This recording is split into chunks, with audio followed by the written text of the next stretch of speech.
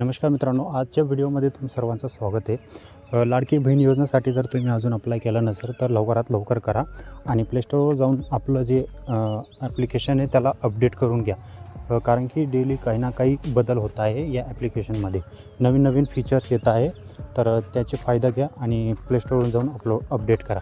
तर मला खूप कमेंट आले होते की आवश्यक कागदपत्रे काय पाहिजे आपल्याकडे, जेणेकरून आपल्याला कुठल्याही प्रकारचा फॉर्म जो रिजेक्शन भेटणार नाही आणि आपल्याला 1500 रुपये पण भेटतील।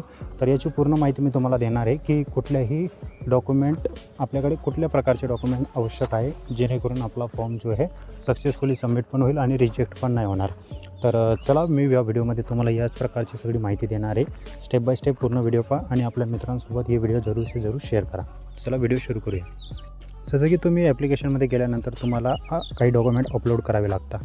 तर आधार कार्ड, आपलं अधिवास प्रमाणपत्र, जन्म प्रमाणपत्र, शाळा सोडायचा दाखला, उत्पन्नाचा दाखला, पिवळे किंवा केसरी रेशन कार्ड, अर्जदाराचे हमीपत्र, बँक पासबुक आणि परत दुसऱ्या स्टेटमध्ये जन्म झालेल्या स्त्रीचं डॉक्युमेंट, पतीचे डॉक्युमेंट आणि अर्जदाराचा फोटो, एवढे डॉक्युमेंट आपल्याला समोर दिसायला मिळतात। परंतु याच्या व्यतिरिक्त पण दुसरे डॉक्युमेंटची लिस्ट आहे, मी तुम्हाला दाखवतो की तुमच्याकडे कुठले डॉक्युमेंट्स। आता जर समजा तुमच्याकडे उत्पन्नाचा दाखला नाही आहे तर त्याच्या जागेवर तुम्ही दुसरं डॉक्युमेंट पण अपलोड करू शकता, आणि जर समजा तुमच्याकडे रेशन कार्ड पण नाही त्याच्या जागेवर पण तुम्ही दुसरं डॉक्युमेंट अपलोड करू शकता। ते डॉक्युमेंट कोणतं आहे ते मी तुम्हाला सांगतो। जसं की मी तुम्हाला पहिलेच बोललो की आपल्याला आधार कार्डची आवश्यकता आहे, आणि आधार कार्ड हे सहजपणे निघू शकतं जर तुमच्याकडे नाही आहे तर, आणि आधार कार्डला मोबाईल नंबर लिंक अवश्य करा। तर सर्वात पहिलं अगोदर जे डॉक्युमेंट आहे, जे मॅन्डेटरी मतलब तुमच्याकडे पाहिजे ते म्हणजे आधार कार्ड। ठीक आहे, हे डॉक्युमेंट तुमच्याकडे पाहिजे। दुसरं जे डॉक्युमेंट होतं अधिवास प्रमाणपत्र, जन्म प्रमाणपत्र किंवा शाळा सोडायची LCTC ज्याला म्हणतो आपण।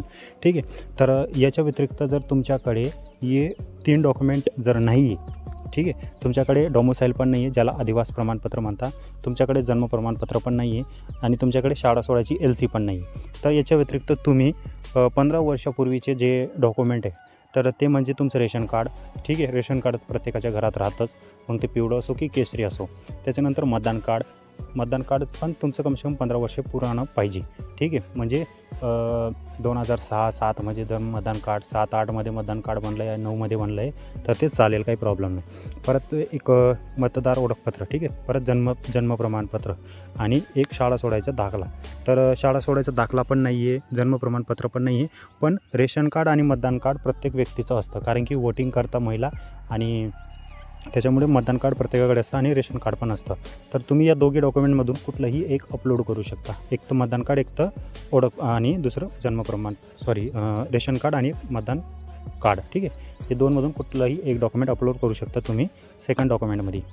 त्याच्यानंतर नेक्स्ट जे डॉक्युमेंट आहे ते उत्पन्नाचा दाखला किंवा पिवळे केसरी रेशन कार्ड। आता तुमच्याकडे जर शेती नसेल किंवा काही जॉब करत असाल तर तुमचा जे उत्पन्नाचा दाखला वगैरे पण निघत नाही, तर त्याच्यामुळे जर तुमच्याकडे उत्पन्नाचा दाखला नाही आहे तर तुम्ही त्याच्या जागेवरती पिवळे आणि केसरी आपलं जे रेशन कार्ड असतं ते देऊ शकता।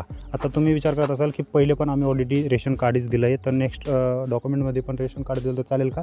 तर याचं उत्तर आहे हा, बिलकुल चालेल, तुम्ही देऊ शकता। ठीक आहे, दुसरं डॉक्युमेंट जे आहे आपल्या अर्जदाराचं हमीपत्र। तर या ॲप्लिकेशनमध्ये तुम्हाला अर्जदाराचं हमीपत्र पण डाउनलोड करायला भेटतं। ते डाउनलोड करून त्याच्यावरती सिग्नेचर, या तुम्ही जर साईन नाही करत असेल तर अंगठा टेकून तुमचं नाव आणि तारीख लिहून त्याचा फोटो काढून तुम्ही अपलोड करू शकता। नेक्स्ट डॉक्युमेंट जे आहे बँक पासबुक।